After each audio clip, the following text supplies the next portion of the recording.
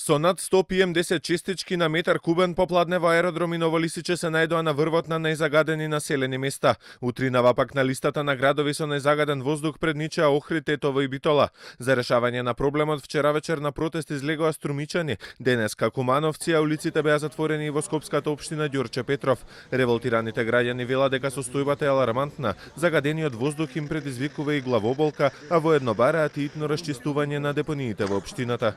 Реагирано до општината, исто градоначалникот е жител на оваа населба. Претпоставувам и неговото семејство исто загрозено како што сме сите ние загрозени овдека. Така да се надевам дека ќе почнат да размислуваат и да почнат да презимуваат мерки.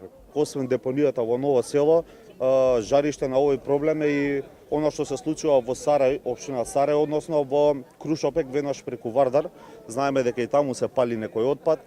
Тој е најблиску во моментов до населба Хром и сакаме да знаеме зошто до сега не се превземени мерки. Нема ништо сменето од барањата што ги стававме натаму. Сега останам уште на Господ да му се молиме, ама тој да го донеси чистиот воздух. За депонијата кај Ново село, градоначалникот на Ѓорче Петров Александар Нумовски вели дека е свесен за проблемот, а расчистување на преостанатите 7 хектари од депонијата најави за после нова година, кога ќе се активира и новиот буџет, каде се предвидени средства за справување со проблемот. Инаку нов протест за аерозагадувањето на така наречениот Зелен фронт, кој поднесе над 100 барања до надлежните, е најавен за впеток. Од О2 иницијативата вела дека 7 итни барања кои владата ги прифатила воопшто не ги спроведува во практика.